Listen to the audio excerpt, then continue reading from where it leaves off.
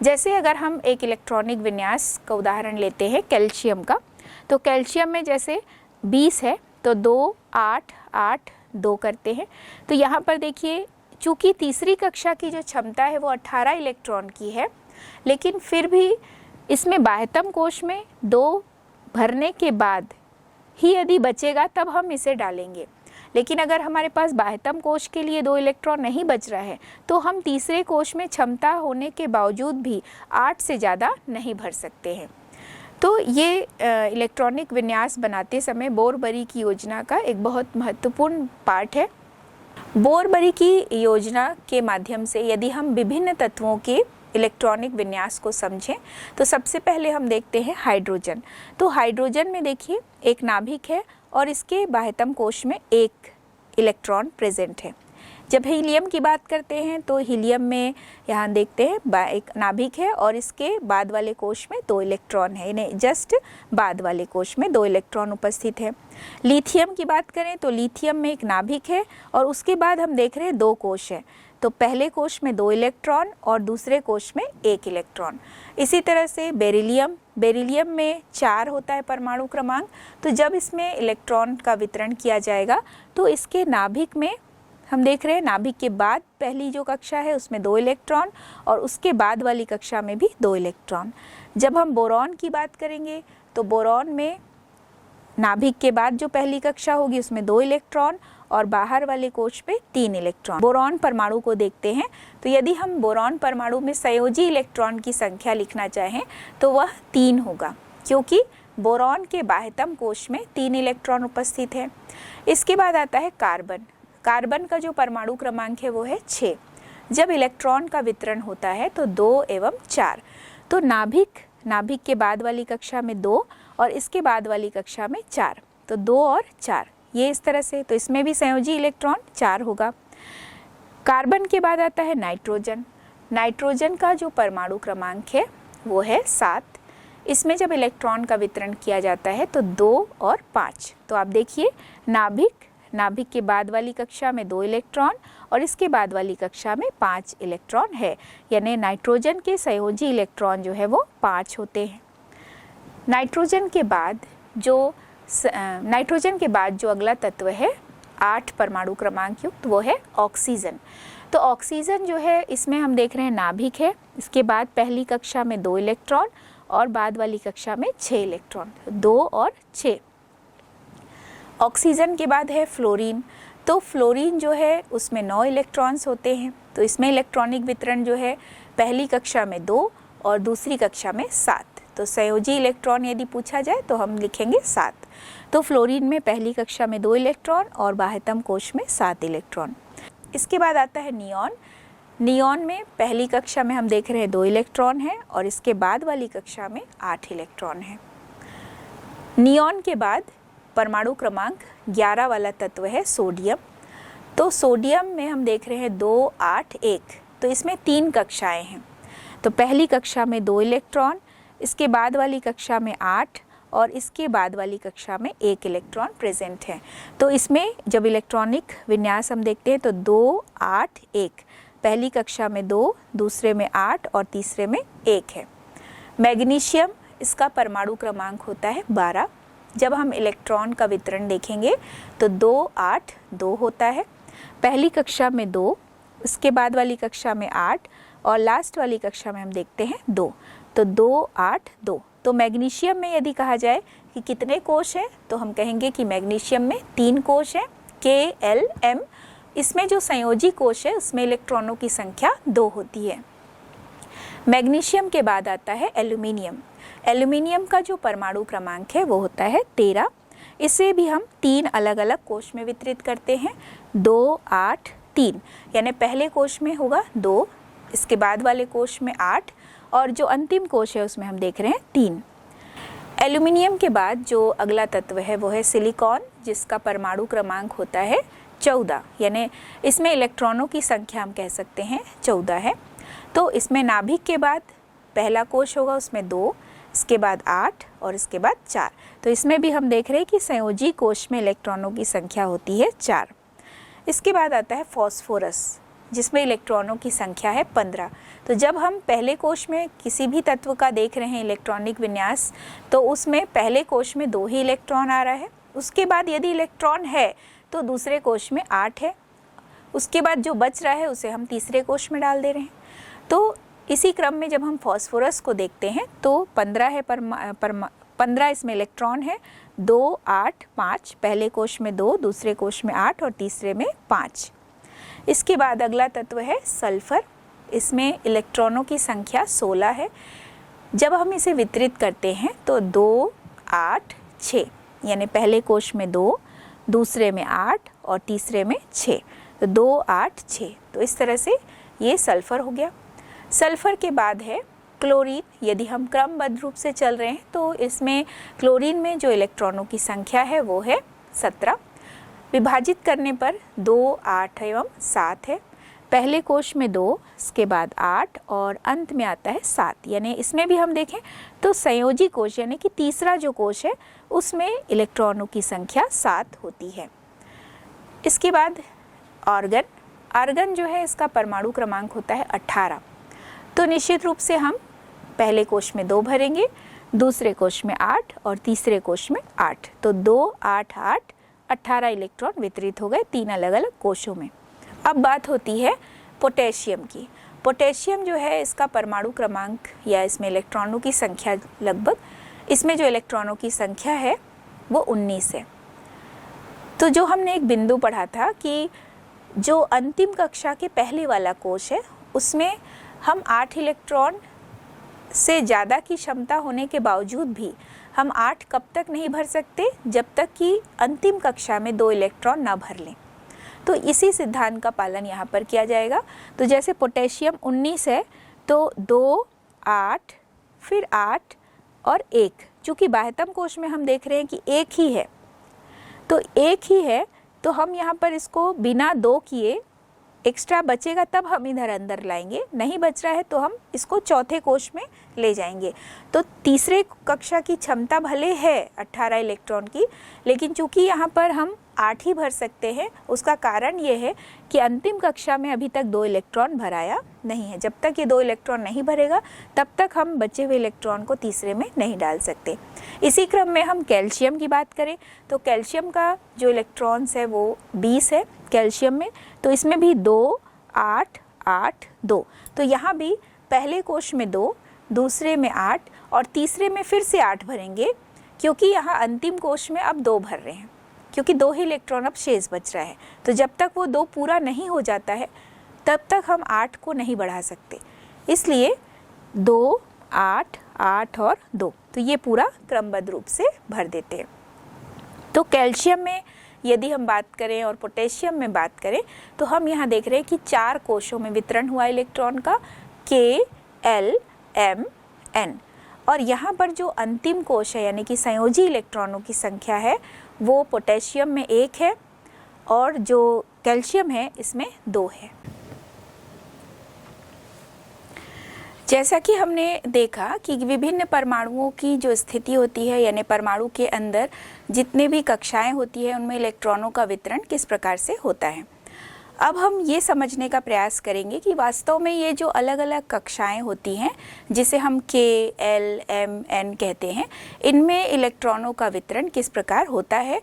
तो जब हम विभिन्न तत्वों के लिए अलग अलग इलेक्ट्रॉनिक वितरण देखेंगे कि किस प्रकार से अलग अलग कोशों में इलेक्ट्रॉनों का विन्यास होता है और साथ ही इसमें संयोजी इलेक्ट्रॉनों की संख्या अर्थात इसमें जो बाह्यतम कोश में इलेक्ट्रॉनों की संख्या है वो कितनी होती है, इसे हम एक चार्ट के माध्यम से समझने का प्रयास करेंगे। तो सबसे पहले हम देखते हैं कि इस चार्ट में हमने क्या क्या बनाया है, कौन कौन से स्टेप्स में कौन कौन से बिंदु के आधार पर हम इसे समझेंगे। तो सबसे पहले है तत्व का नाम, इसके बाद तत्व का प्रतीक चिन्ह, इलेक्ट्रॉनों की संख्या, साथ ही कक्षाओं में इलेक्ट्रॉनों का वितरण यानी K, L, M, N जो अलग अलग शेल है या कक्षाएं हैं उनमें इलेक्ट्रॉनों का वितरण किस प्रकार से होगा। इसके बाद हम देखेंगे जितनी भी कक्षाएं हैं उन कक्षाओं को मिलाकर या उन कक्षाओं में उपस्थित इलेक्ट्रॉनों की संख्या के आधार पर यदि हम इलेक्ट्रॉनिक विन्यास को बनाएंगे तो वह किस प्रकार होगा। साथ ही इसमें संयोजी इलेक्ट्रॉनों की संख्या को भी हम कैसे इलेक्ट्रॉनिक विन्यास के आधार पर समझ सकते हैं, इसे भी हम ज्ञात करेंगे। तो सबसे पहले हम उदाहरण लेते हैं हाइड्रोजन का। तो हाइड्रोजन जो है इसके लिए प्रतीक चिन्ह H है और इसमें इलेक्ट्रॉनों की संख्या जो है वो 1 है। जब इसमें इलेक्ट्रॉनों की संख्या 1 है यानी इसमें पहला कोश K है और इस K में इलेक्ट्रॉन होगा 1। साथ ही इसका जब इलेक्ट्रॉनिक विन्यास बनाएंगे तो वो होगा 1। इसमें चूंकि एक ही इलेक्ट्रॉन है तो इसका जो बाह्यतम कोश है वही इसका K है और इसलिए इसमें संयोजी इलेक्ट्रॉन की संख्या भी होगी 1। इसी प्रकार हम लिथियम के लिए देखेंगे। लिथियम प्रतीक चिन्ह Li, इसमें 2 कोश हैं, एक K है और एक L है।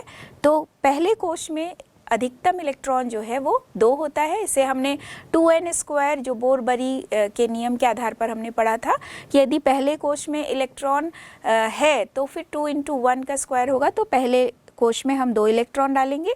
अब चूंकि इसका इलेक्ट्रॉनों की संख्या जो है वो 3 है तो शेष जो बचा एक इलेक्ट्रॉन वो L शेल में जाएगा, L कक्षा में जाएगा। अब इसमें बाह्यतम कोश जो है वो L है और इसमें जब इलेक्ट्रॉनिक विन्यास देखेंगे तो 2 और 1 होगा और बाह्यतम कोश में इलेक्ट्रॉन जो है वो 1 होगा। अगला हम देखेंगे कार्बन। कार्बन का जो प्रतीक चिन्ह है वो है C। इसका जो इलेक्ट्रॉन है वो है 6, यानी इलेक्ट्रॉनों की संख्या जो है वो इसमें 6 है। तो इसमें K कक्षा में 2 इलेक्ट्रॉन और L कक्षा में 4 इलेक्ट्रॉन होगा। और जब हम इसका इलेक्ट्रॉनिक विन्यास लिखेंगे तो 2 एवं 4 लिखेंगे। और चूंकि इसमें बाह्यतम कोश में इलेक्ट्रॉनों की संख्या जो है वो 4 है, अर्थात इसमें संयोजी, चूंकि इसमें बाह्यतम कोश में इलेक्ट्रॉनों की संख्या 4 है तो इसके संयोजी इलेक्ट्रॉनों की संख्या भी 4 होगी। साथ ही ऑक्सीजन, ऑक्सीजन का जो प्रतीक चिन्ह है वो है O। इसमें इलेक्ट्रॉनों की संख्या है 8। पहले कोश यानी K कोश में इलेक्ट्रॉन होगा 2 और दूसरे कोश में इलेक्ट्रॉन होगा 6। 6 और 2 हो गया 8, यानी कुल इलेक्ट्रॉनों की संख्या इसमें 8 है। पहले कोश में 2 और दूसरे कोश में हमने लिखा 6। अब इसका इलेक्ट्रॉनिक विन्यास जब हम लिखेंगे तो 2, 6 होगा। अब इसके बाह्यतम कोश में इलेक्ट्रॉनों की संख्या 6 है तो आप निश्चित रूप से संयोजी इलेक्ट्रॉन की संख्या को भी लिखेंगे 6। वैसे ही सोडियम के बारे में हम देखते हैं। सोडियम Na इसका प्रतीक चिन्ह है। इसमें इलेक्ट्रॉनों की संख्या 11 है। अब हम देख रहे हैं कि अब जो इलेक्ट्रॉन है वो तीसरे कोश में भी प्रवेश करता है। पहले कोश यानी कि K में इलेक्ट्रॉन की अधिकतम संख्या होगी 2, शेष अब बच गया 9 इलेक्ट्रॉन। इसमें हम देखते हैं दूसरे कोश में यानी L कोश में होगा 8 और M कोश में होगा 1। इसका जो इलेक्ट्रॉनिक विन्यास होगा सोडियम का 2, 8, 1 और संयोजी कोश में इलेक्ट्रॉनों की संख्या होगी 1। इसी प्रकार एल्यूमिनियम जिसका प्रतीक चिन्ह है Al, इसमें इलेक्ट्रॉनों की संख्या है 13। 13 इलेक्ट्रॉन है। इसमें जब हम वितरण देखते हैं तो पहले कोश में यानी K कोश में होगा 2 इलेक्ट्रॉन, दूसरे कोश में हम देखते हैं 8 इलेक्ट्रॉन और तीसरे कोश में हम देखते हैं 3 इलेक्ट्रॉन। तो 2, 8 और 3 इसका इलेक्ट्रॉनिक विन्यास बनाएंगे। चूंकि इसमें बाह्यतम कोश में इलेक्ट्रॉनों की संख्या 3 है यानी संयोजी कोश के इलेक्ट्रॉन होंगे 3। इसी प्रकार हम देखते हैं फॉस्फोरस यानी कि P। प्रतीक चिन्ह फॉस्फोरस का P होता है। इसमें इलेक्ट्रॉनों की संख्या होगी 15। पहले कोश में इलेक्ट्रॉन 2 यानी K कोश में इलेक्ट्रॉन होंगे 2, दूसरे कोश में इलेक्ट्रॉन होगा 8, बच गया 5 इलेक्ट्रॉन। तो जो इसका तीसरा कोश है यानी कि M कोश, यहाँ पर इलेक्ट्रॉन होंगे 5। तो फॉस्फोरस के लिए जो इलेक्ट्रॉनिक विन्यास बनेगा वो होगा 2, 8, 5। अब इसमें बाह्यतम कोश में इलेक्ट्रॉन हो गया 5 तो संयोजी कोश के लिए इलेक्ट्रॉनों की संख्या भी होगी 5। अगला हम देखते हैं क्लोरीन। क्लोरीन जो है इसका प्रतीक चिन्ह है Cl। इसमें इलेक्ट्रॉनों की संख्या है 17। जब हम इलेक्ट्रॉनिक विन्यास बनाएंगे, इलेक्ट्रॉनों का वितरण अलग अलग कोश में लेंगे तो पहले कोश में निश्चित रूप से यहाँ भी 2 इलेक्ट्रॉन होगा, दूसरे कोश में अधिकतम इलेक्ट्रॉन 8 होगा जो हमने बोर-बरी नियम में पढ़ा है 2 × n²। तो n यदि 2 है यानी 2 दूना 4 और 4 दूनी 8 इलेक्ट्रॉन हो गया। अब बचा इलेक्ट्रॉन 7 तो वो होगा m कोश में, यानी तीसरे कोश में हो गया इलेक्ट्रॉनों की संख्या 7। इलेक्ट्रॉनिक विन्यास बनेगा 2, 8, 7 और संयोजी कोश में इलेक्ट्रॉनों की संख्या यानी बाह्यतम कोश में इलेक्ट्रॉनों की संख्या 7 है। इसका बाह्यतम कोश जो है वो m कोश है और m कोश में इलेक्ट्रॉनों की संख्या 7 है, तो इसलिए संयोजी कोश में इलेक्ट्रॉनों की संख्या 7 लिखी जाएगी। अगला हम यहाँ पर देख रहे हैं आर्गन। आर्गन का जो परमाणु क्रमांक है वो है 18 और इसका जो प्रतीक चिन्ह है वो Ar के रूप में हम लिखेंगे और परमाणु क्रमांक 18 कह रहे हैं, यानी इलेक्ट्रॉनों की संख्या भी यहाँ पे 18 है और प्रोटॉन की संख्या भी 18 ही होगा। चूँकि हम यहाँ पर इलेक्ट्रॉनिक वितरण देख रहे हैं तो पहले कोश में इलेक्ट्रॉनों की संख्या होगी 2, दूसरे कोश में इलेक्ट्रॉन होगा 8 और तीसरे कोश में भी इलेक्ट्रॉन होगा 8। अब हम देख रहे हैं कि इसका जो तीसरा कोश है वह 8 इलेक्ट्रॉन युक्त हो गया, यानी 2, 8, 10 और 8, 18। जब हम इलेक्ट्रॉनिक विन्यास बनाएंगे तो 2, 8, 8 होता है। इसमें बाह्यतम कोश में इलेक्ट्रॉनों की संख्या 8 होगी। इसमें संयोजी इलेक्ट्रॉनों की संख्या यदि गिनी जाएगी तो वो इसे 8 ही गिना जाएगा। इसके बाद है पोटेशियम। पोटेशियम का जो परमाणु क्रमांक है वो होगा 19 और पोटेशियम का जो परमाणु क्रमांक है वह 19 होता है और पोटेशियम का प्रतीक चिन्ह K है। इलेक्ट्रॉनों की संख्या 19। अब चूंकि यहाँ पर हम देख रहे हैं कि पहले कोश में 2 इलेक्ट्रॉन, दूसरे कोश यानी कि L कोश में 8 इलेक्ट्रॉन, तीसरे कोश में भी 8 इलेक्ट्रॉन और जो ये चौथा कोश है वहाँ पर होगा 1 इलेक्ट्रॉन। हमने इस नियम को पहले ही बोरबरी योजना के तहत देखा था कि जो बाह्यतम कोश है उसमें इलेक्ट्रॉन जब जाता है तो उसके जस्ट पहले वाले कोश में इलेक्ट्रॉनों की संख्या 8 होगी, तभी आगे के लिए इलेक्ट्रॉन प्रवेश करता है। तो यहाँ पर हम देख रहे हैं कि 8 इलेक्ट्रॉन कंप्लीट हो गया। अब ये इलेक्ट्रॉन जो है वो अगले कोश में चला जाता है। अब हम देख रहे हैं इसका जो इलेक्ट्रॉनिक विन्यास 2, 8, 8, 1, तो ये 19 हो गया। अब पोटेशियम के लिए भी संयोजी इलेक्ट्रॉनों की जो संख्या होगी वो होगी 1। अगला देखते हैं कैल्शियम। कैल्शियम प्रतीक चिन्ह है Ca और इसमें जो इलेक्ट्रॉनों की संख्या है वो है 20। इसमें भी हम पहले कोश यानी कि K कोश में लिखते हैं इलेक्ट्रॉन 2, L में लिखते हैं 8, M में लिखते हैं 8 और N में लिखते हैं 2, क्योंकि अब हम देख रहे हैं कि चूंकि इलेक्ट्रॉन की संख्या बहुत ज़्यादा नहीं है, 20 ही है। अब इस 20 इलेक्ट्रॉन को जब हम वितरण करते हैं तो तीसरे कोश में कम से कम 8 इलेक्ट्रॉन होना ही चाहिए, तभी इलेक्ट्रॉन जो है अगले कोश में जाता है। तो बाह्यतम कोश के जस्ट पहले वाले कोश में इलेक्ट्रॉनों की संख्या हो गई 8। इलेक्ट्रॉनिक विन्यास बनाएंगे तो 2, 8, 8, 2 होगा और संयोजी इलेक्ट्रॉनों की संख्या यदि यहाँ पर काउंट होती है तो वो होगी 2। तो इस प्रकार हमने इस पूरे सारणी के आधार पर ये समझा कि कैसे इलेक्ट्रॉनों का वितरण होता है अलग अलग कोशों में और कैसे हम इन इलेक्ट्रॉनिक विन्यास के आधार पर संयोजी इलेक्ट्रॉनों की संख्या की गिनती भी कर सकते हैं, या हम इलेक्ट्रॉनिक वितरण के आधार पर, इलेक्ट्रॉनिक विन्यास के आधार पर किसी भी तत्व के संयोजी इलेक्ट्रॉनों की संख्या को किसी भी परमाणु में उपस्थित संयोजी इलेक्ट्रॉनों की संख्या को हम आसानी से बता सकते हैं। तो इस सारणी से हमने इलेक्ट्रॉनिक विन्यास को बहुत अच्छी तरह से समझा और संयोजी इलेक्ट्रॉनों को किस प्रकार पहचानते हैं वो भी हमने समझा। इसके बाद हम समझेंगे परमाणु संख्या या परमाणु क्रमांक क्या है, साथ ही द्रव्यमान संख्या या द्रव्यमान जो है किसी परमाणु का वो किस चीज़ पर निर्भर करता है, इसे हम समझेंगे। तो हमने प्रयोगों से ये समझा कि गोल्डस्टीन नामक जो वैज्ञानिक है उन्होंने 1886 में कैनाल किरणों की खोज की। उसमें उन्होंने देखा कि ये जो किरणें होती हैं ये धनावेशित कणों से बनी होती है, मतलब इन किरणों में जो आवेश है, जिन कणों को हम देख रहे हैं इन कैनाल किरणों में, उन कणों पर धनावेश होता है। तो यहीं से उन्होंने एक अपरमाणु कण, जो परमाणु के अंदर एक और कण है प्रोटॉन, उसकी खोज इन्होंने की। तो प्रोटॉन पर धन आवेश होता है यह पता चला। इसके बाद हम देख रहे हैं कि प्रोटॉन का आवेश जो है वो इलेक्ट्रॉन के आवेश के बराबर है, परंतु यह विपरीत आवेश है। चूँकि हमने ये देखा कि इलेक्ट्रॉन जो होते हैं वो ऋणावेशित होते हैं और प्रोटॉन जो है वो धनावेशित होता है।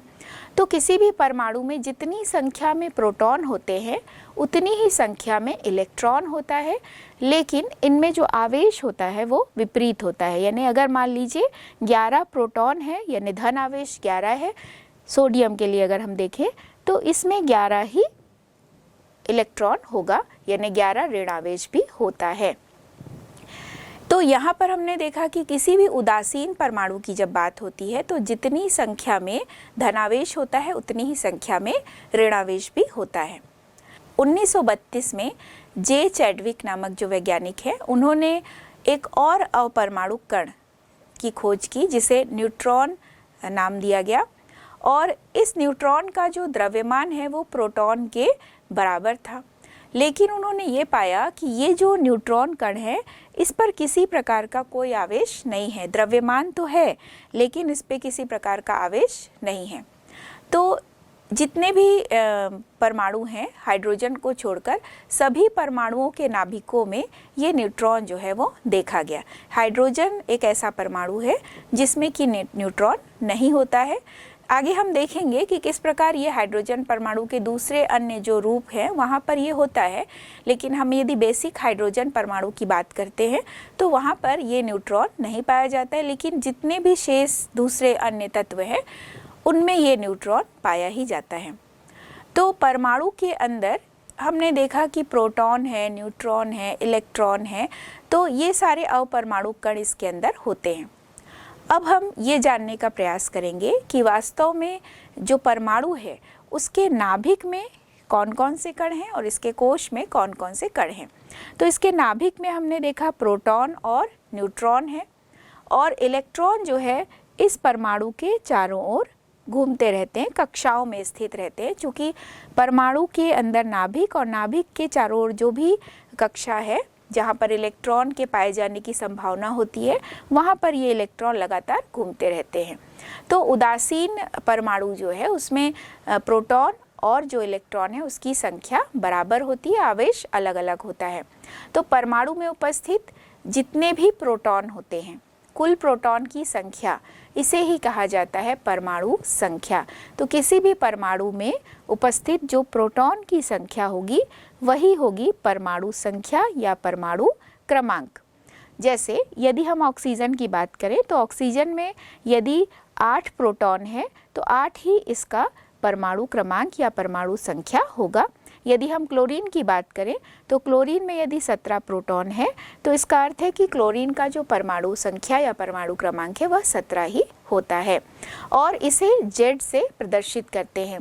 इसी प्रकार से जब हम परमाणु द्रव्यमान की बात करते हैं तो किसी भी परमाणु के नाभिक में जो प्रोटॉन है और जो न्यूट्रॉन है इनका जो योग होगा इसी के आधार पर परमाणु द्रव्यमान को ज्ञात करते हैं। इसे हम द्रव्यमान संख्या भी कहते हैं। तो किसी भी परमाणु के नाभिक में उपस्थित जो प्रोटॉन और न्यूट्रॉन की संख्या है उसका योग होगा द्रव्यमान संख्या। परमाणु के लिए किसी भी परमाणु के नाभिक में उपस्थित प्रोटॉन एवं न्यूट्रॉन की संख्याओं का योग कहलाता है द्रव्यमान संख्या।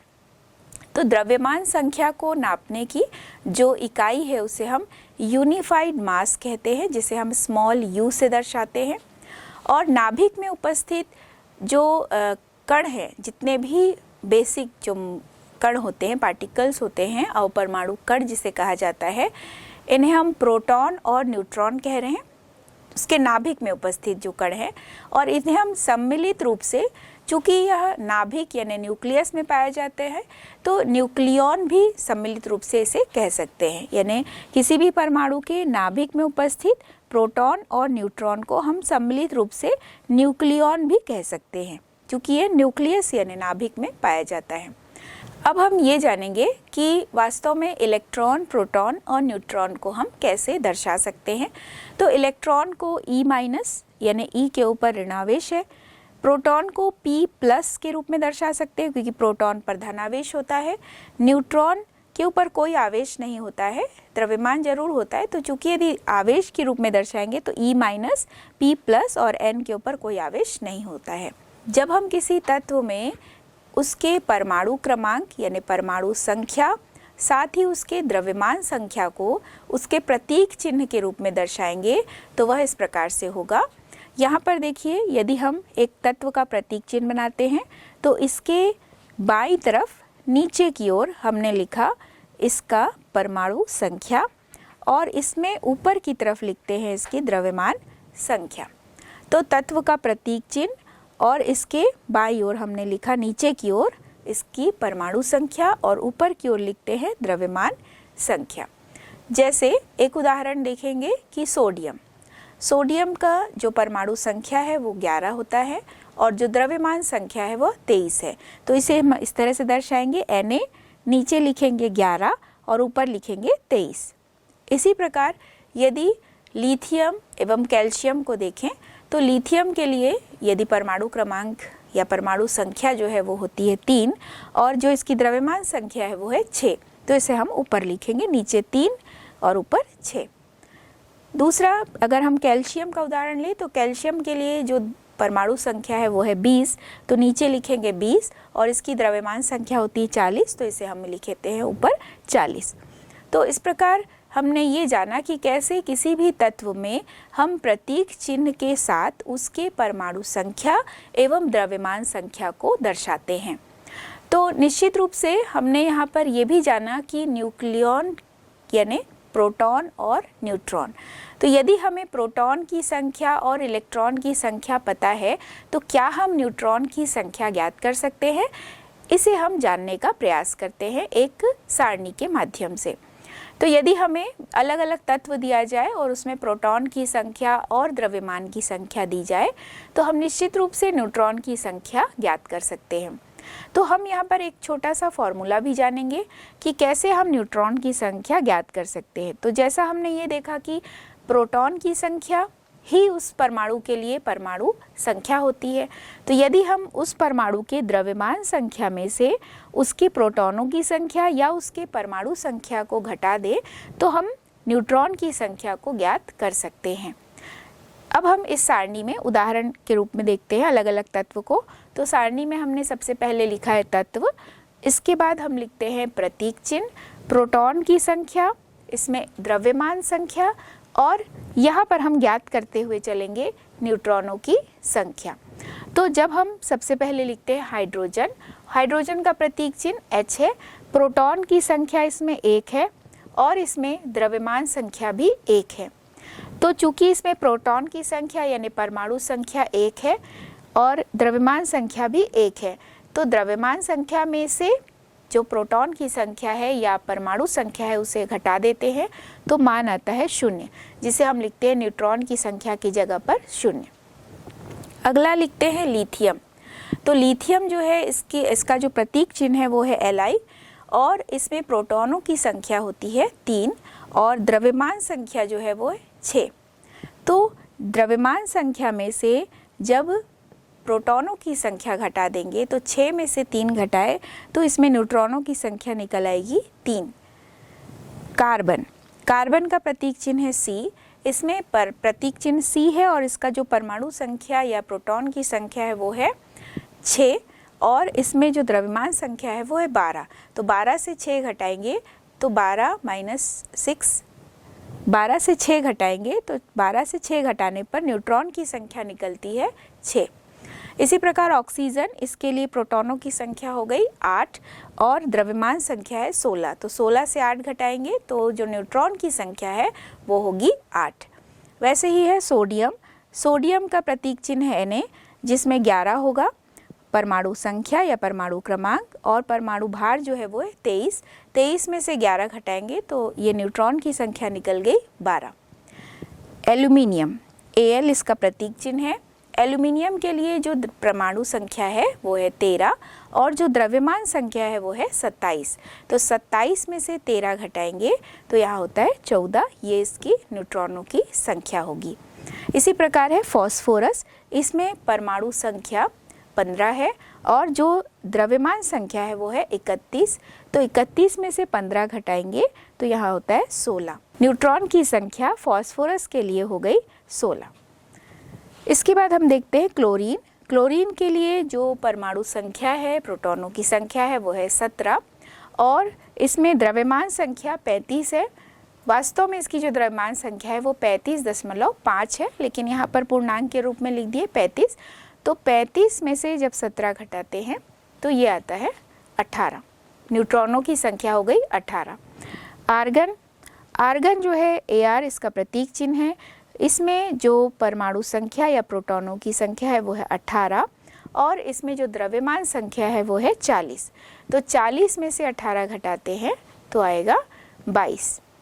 तो यहाँ पर आर्गन के लिए जो द्रव्यमान संख्या है वो है 40। तो 40 में से 18 घटाने पर न्यूट्रॉनों की संख्या मिलती है 22। अगला है पोटेशियम। पोटेशियम के लिए प्रोटॉनों की संख्या 19 यानी परमाणु संख्या 19 और इसमें द्रव्यमान संख्या है 39। तो 39 में से 19 घटाने पर न्यूट्रॉन की संख्या मिलती है वो है 20। इसी तरह कैल्शियम के लिए प्रतीक चिन्ह है Ca और इसमें परमाणु संख्या जो है वो 20 है और द्रव्यमान संख्या जो है वो 40 है। तो 40 में से 20 घटाने पर जो न्यूट्रॉन की संख्या निकलती है वो है 20। तो इस प्रकार हमने ये देखा इस सारणी में कि कैसे हम द्रव्यमान संख्या में से प्रोटॉन की संख्या या परमाणु संख्या को घटाकर न्यूट्रॉन की संख्या ज्ञात कर सकते हैं। तो हमने जब रदरफोर्ड परमाणु मॉडल पढ़ा था वहाँ पे हमने ये देखा कि परमाणु का जो नाभिक होता है परमाणु से लगभग 10 के घात में 5 गुना छोटा होता है। तो यहाँ पर हम देखें कि उसके नाभिक में प्रोटॉन भी है, न्यूट्रॉन भी है। सोडियम परमाणु का जो परमाणु आकार होता है वो 1.86 × 10⁻⁻10 मीटर होता है। तो निश्चित रूप से इसमें जो इसके नाभिक का आकार होगा वह इसकी तुलना में जितना इसका परमाणु आकार है उसकी तुलना में 10 के घात 5 गुना छोटा ही होता है। अब हम समस्थानिक, परमाणु भार और समभारिक के बारे में समझेंगे कि वास्तव में परमाणु भार जो है इनका समस्थानिक एवं समभारिक से क्या संबंध होता है। तो हमने कई बार ये देखा है कि कार्बन जो है वो प्रकृति में कई अन्य रूपों में भी पाया जाता है, जैसे कार्बन 12 भी होता है और कार्बन 14 भी होता है। तो वास्तव में ये इसका कौन सा रूप होता है? तो कार्बन 12 और कार्बन 14 के बारे में जब हम जानते हैं, जब हम देखते हैं तो इसमें ये पाया गया कि न्यूट्रॉन की संख्या जो है वो अलग अलग होती है। जैसे कार्बन 12 जो है उसमें न्यूट्रॉन की संख्या 6 है, लेकिन जो कार्बन 14 है उसमें न्यूट्रॉन की संख्या 8 है। तो निश्चित रूप से यहाँ पर हम ये समझेंगे कि कैसे न्यूट्रॉन की संख्या अलग है और इन रूपों को हम किस नाम से जानते हैं। तो बहुत सारे अन्य दूसरे भी तत्व हैं जो कि प्रकृति में अलग अलग रूपों में पाए जाते हैं। एक ही तत्व अलग अलग रूपों में पाए जाते हैं जिनमें कि न्यूट्रॉन की संख्या में भिन्नता होती है। जैसे यदि क्लोरीन की बात करें तो क्लोरीन में भी क्लोरीन जो है वो क्लोरीन 35 भी होता है और क्लोरीन 37 भी होता है। तो ये रूप जो है वो क्या कहलाते हैं? तो ऐसे तत्व जिनके अलग अलग रूप हैं और जिनमें हम देख रहे हैं कि परमाणु संख्या तो समान है लेकिन जो द्रव्यमान संख्या है उसमें भिन्नता है। तो निश्चित रूप से जो ये द्रव्यमान संख्या में भिन्नता होती है वो न्यूट्रॉन के कारण ही आ रही है। जैसा कि कार्बन में हमने देखा कि कार्बन 12 में जो परमाणु संख्या है वो तो 6 ही होगा और कार्बन 14 में भी परमाणु संख्या 6 ही है, लेकिन कार्बन 12 में न्यूट्रॉन की संख्या 6 है जबकि कार्बन 14 में न्यूट्रॉन की संख्या 8 है। तो समस्थानिक किसी भी तत्व के ऐसे रूप होते हैं जिनमें परमाणु संख्या या परमाणु क्रमांक समान होता है, लेकिन जो द्रव्यमान संख्या है वो भिन्न भिन्न होती है और यही एक दूसरे के समस्थानिक या आइसोटोप्स कहलाते हैं। जैसे कार्बन 14, कार्बन 12। इसी तरह यदि हाइड्रोजन की बात करें तो हाइड्रोजन के भी 3 समस्थानिक होते हैं, जैसे हाइड्रोजन जिसे हम प्रोटियम भी कहते हैं, ड्यूटेरियम और ट्राइटियम। हाइड्रोजन को यदि देखें तो हाइड्रोजन में परमाणु क्रमांक तो एक ही होगा, जो ड्यूटेरियम है उसमें भी परमाणु क्रमांक 1 है, ट्राइटियम में भी परमाणु क्रमांक 1 होगा, यानी प्रोटॉनों की संख्या 1 ही होगी। लेकिन अगर हम प्रोटियम में देखें तो इसमें जो द्रव्यमान संख्या है वो 1 होगा, ड्यूटेरियम में द्रव्यमान संख्या 2 है और ट्राइटियम में द्रव्यमान संख्या 3 होता है। तो इस तरह से हाइड्रोजन, प्रोटियम, ड्यूटेरियम और ट्राइटियम 3 अलग अलग रूपों में पाया जाता है। तो समस्थानिक जो है इसके बहुत सारे अन्य उदाहरण भी हम समझेंगे। समस्थानिकों को और अच्छी तरह से समझने के लिए हम अन्य और भी उदाहरण को देखेंगे। अब हम ये जानने का प्रयास करते हैं कि वास्तव में इन समस्थानिकों का हमारे जीवन में क्या उपयोग है। ये जो समस्थानिक होते हैं इनके बहुत ज़्यादा उपयोग है हमारे दैनिक जीवन में। स्वास्थ्यगत दृष्टि से भी ये बहुत ही महत्वपूर्ण होते हैं। जैसे कोबाल्ट का जो समस्थानिक है वह कैंसर के उपचार में उपयोगी है। साथ ही घेंगा रोग या गॉइटर के उपचार के लिए आयोडीन का जो समस्थानिक है उसे प्रयोग में लाया जाता है। और दूसरे जो अन्य समस्थानिक है जैसे यूरेनियम के जो समस्थानिक है इसका प्रयोग परमाणु भट्टी में ईंधन के रूप में भी किया जाता है। और भी हमारे जीवन में बहुत सारे क्षेत्र हैं जहाँ पर इन समस्थानिकों का प्रयोग किया जाता है। इसके बाद हम सापेक्षिक परमाणु भार के बारे में समझेंगे। परमाणु भार जो है वो पदार्थ के स्थूल भार और उसमें पदार्थ के कितने परमाणु हैं उनमें संबंध ज्ञात करने का एक तरीका होता है। डाल्टन ने ये बताया कि परमाणु को तौल पाना संभव नहीं था, तो इसलिए सापेक्षिक परमाणु भार जो है यह पद इन्होंने बताया। जब तत्वों की खोज हुई तो ये पाया गया कि हाइड्रोजन जो है वो सबसे हल्का नाभिक वाला तत्व था और हाइड्रोजन परमाणु के भार को उन्होंने 1 इकाई माना। तो उसके आधार पर उन्होंने दूसरे तत्वों के परमाणु भार के बारे में गणना करने का प्रयास किया और इसी आधार पर उन्होंने सापेक्षिक परमाणु भार शब्द को बताया। और हाइड्रोजन की अपेक्षा ऑक्सीजन की क्रिया ज़्यादा तत्वों के साथ होती है, इसलिए ऑक्सीजन को इन्होंने मानक बताया, क्योंकि ऑक्सीजन ही ऐसा तत्व है जिसमें हाइड्रोजन के अपेक्षा ऑक्सीजन जो है बहुत सारे तत्वों के साथ योग करके अलग अलग यौगिक भी बना सकते हैं। कार्बन 12 के एक परमाणु भार के सापेक्ष सभी तत्वों के परमाणु भार को आज के समय में हम ज्ञात करते हैं, यानी कार्बन 12 एक ऐसा अन्य तत्व आया जिसके सापेक्ष हम दूसरे तत्वों के परमाणु भार को ज्ञात करते हैं। तो प्रारंभ में हाइड्रोजन, ऑक्सीजन और बाद में कार्बन 12 को सापेक्षिक परमाणु भार ज्ञात करने के लिए प्रयोग में लाया गया। तो किसी भी एक तत्व के जो विभिन्न समस्थानिक है वो प्रकृति में अलग अलग रूपों में पाए जाते हैं और ये समझने में प्रयास करते हैं हम कि अधिकांश तत्वों के जो परमाणु भार होते हैं ये पूर्णांक में नहीं होते हैं।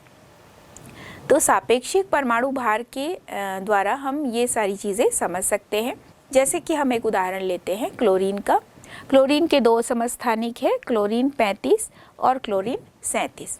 तो जो 2 समस्थानिक हैं ये प्रकृति में अलग अलग मात्रा में पाए जाते हैं। जैसे कि क्लोरीन 35 जो है वो प्रकृति में 75% और क्लोरीन 37 जो है वह प्रकृति में 25% पाया जाता है। तो हम इसमें जब औसत परमाणु भार ज्ञात करेंगे यानी क्लोरीन के लिए तो वह कितना होगा, तो 75 गुणा यहाँ हमने किया 35, क्योंकि जो क्लोरीन है क्लोरीन 35 जो है वह प्रकृति में 75% होता है। तो हम इसे इस तरह से ज्ञात कर सकते हैं 75 गुणा 35 बटे में लिखते 100 प्लस करेंगे और दूसरा जो क्लोरीन का समस्थानिक है यानी क्लोरीन 37 वह प्रकृति में 25% है, तो 25 गुणा 37 बटा 100। तो इसको हल करने के बाद जो सापेक्षिक परमाणु भार हमें ज्ञात होता है वह पूर्णांक में नहीं है यानी 35.5।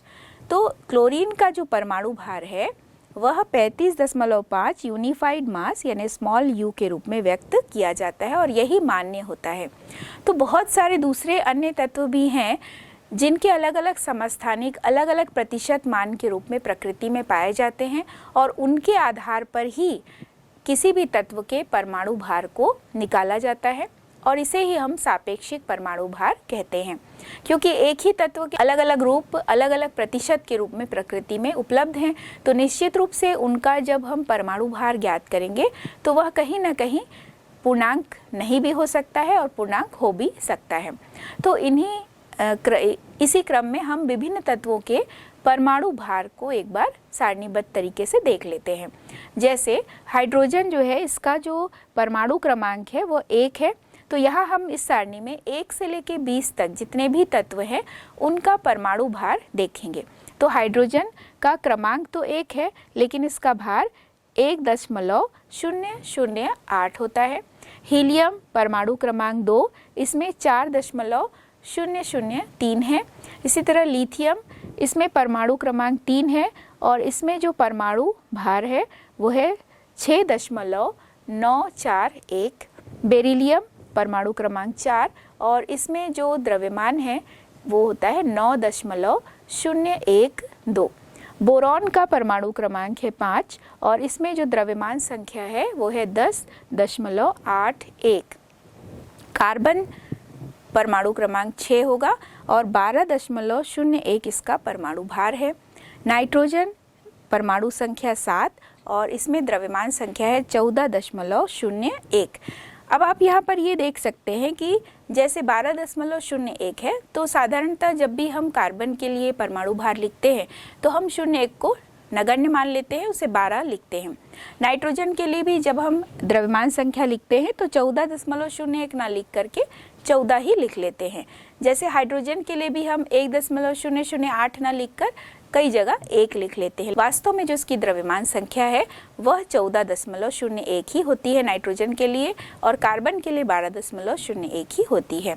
अब हम आते हैं ऑक्सीजन पर। तो ऑक्सीजन का जो द्रव्यमान संख्या है वो है 16 और परमाणु क्रमांक तो 8 है। फ्लोरीन के लिए परमाणु क्रमांक 9 और द्रव्यमान संख्या है 19। इसी प्रकार नियॉन के लिए परमाणु क्रमांक है 10 और द्रव्यमान संख्या है 20.18। तो यहाँ पर भी जब नियॉन के लिए द्रव्यमान संख्या लिखी जाती है तो वो 20 लिखी जाती है, 0.18 को यहाँ नगण्य कर लेते हैं। सोडियम की जो द्रव्यमान संख्या है वो 22.99 है।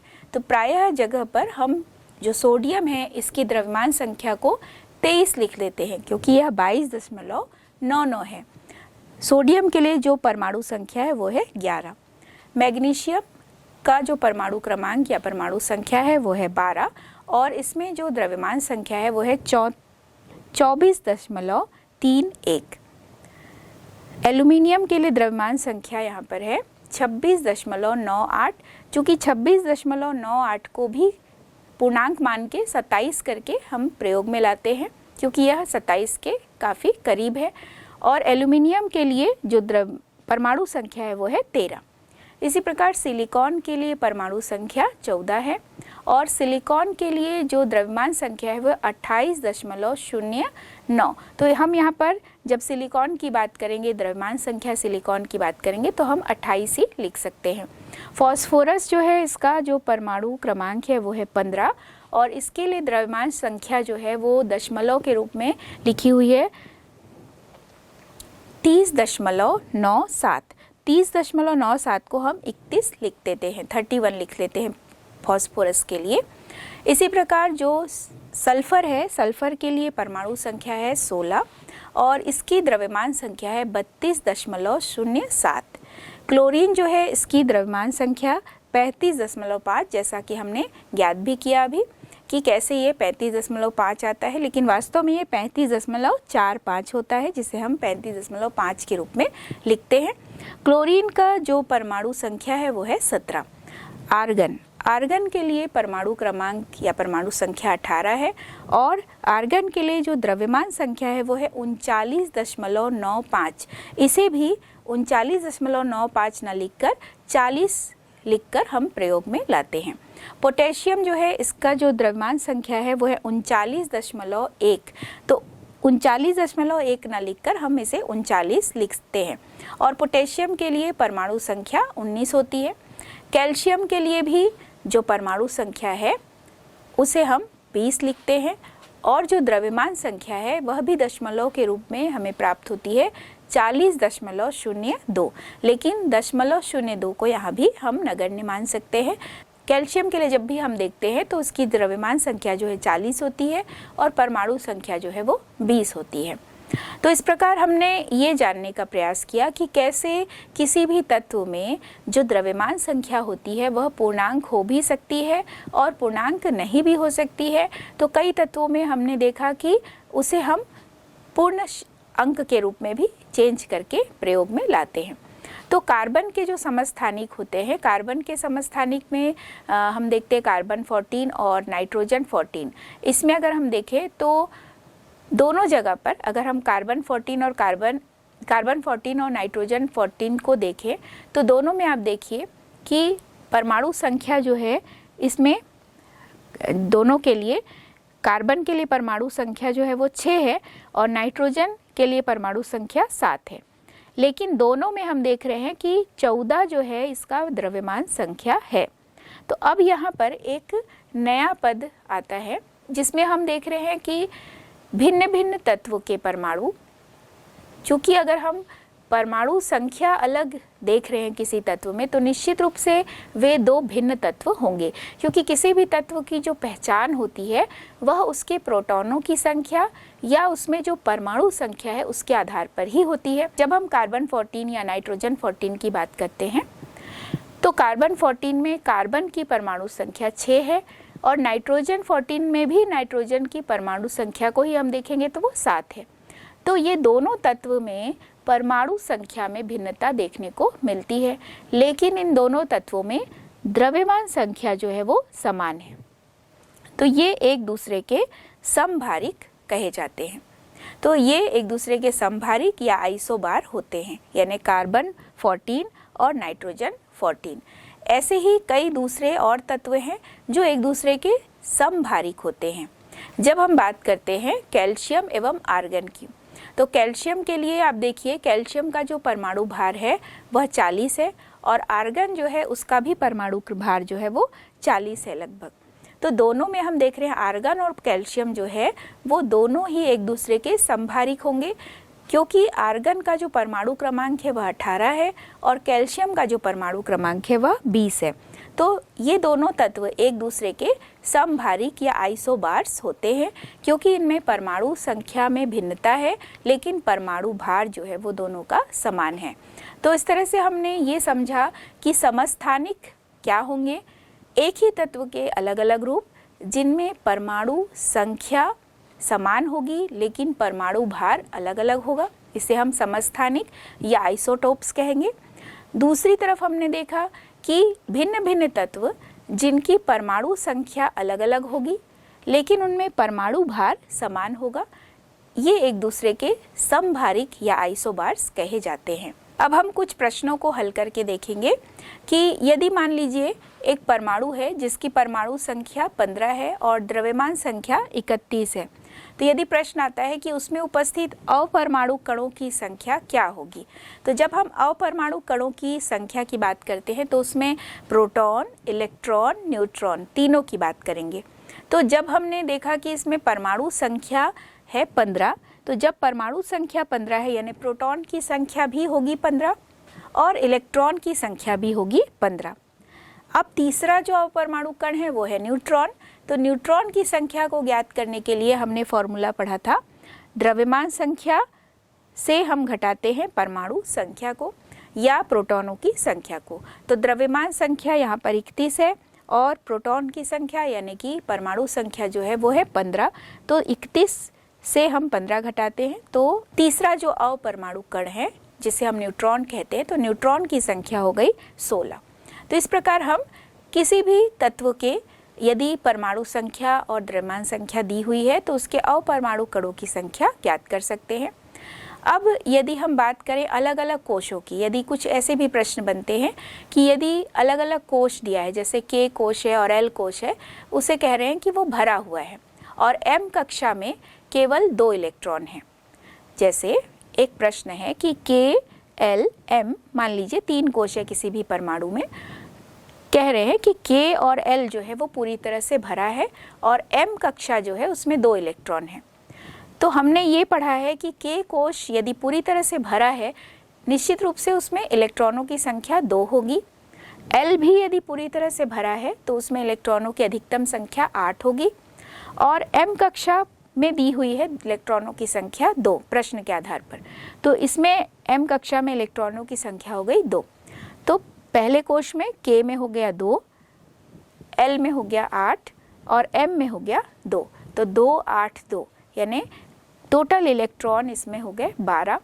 तो 12 किस तत्व का परमाणु क्रमांक होता है? मैग्नीशियम का। तो इस तरह से हमें 1 से 20 तक के यदि परमाणु संख्या पता है तो हम इस तरह के इलेक्ट्रॉनिक विन्यास वाले प्रश्नों को भी हल कर सकते हैं। तो इस तरह से हमने ये जाना कि परमाणु के केंद्र में जो है वो नाभिक होता है और अधिकतम जो किसी परमाणु का भार होता है वह उसके नाभिक में ही उपस्थित होता है और नाभिक के चारों तरफ जो दूसरे कण होते हैं इन्हें हम इलेक्ट्रॉन्स कहते हैं, जिसे हमने इलेक्ट्रॉनिक विन्यास में बहुत अच्छी तरह से समझा। तो हमने ये देखा कि परमाणु में किस तरह से इलेक्ट्रॉनों का वितरण होता है और इस वितरण के आधार पर हम किसी भी परमाणु के परमाणु संख्या के आधार पर परमाणु संख्या को भी बता सकते हैं। तो किसी भी परमाणु में जितने भी प्रोटॉन होते हैं उतनी ही संख्या में इलेक्ट्रॉन्स भी होते हैं जब हम उदासीन परमाणु की बात करते हैं। इस अध्याय में हमने कई शब्दों को जाना, तो इन मुख्य शब्दों को हम एक बार देखेंगे। कौन कौन से मुख्य शब्द हैं? जैसे कक्ष है, कोश है जिसे हम ऑर्बिट या शेल भी कहते हैं, परमाणु संख्या है जिसे हम एटॉमिक नंबर कहते हैं। तो ऐसे ही बहुत सारे शब्दों के बारे में हम समझेंगे। इस अध्याय में हमने बहुत सारी चीज़ों को सीखा, समझा। तो हम अब ये जानने का प्रयास करेंगे पूरे पाठ में हमने क्या क्या सीखा, इसे हम समझते हैं।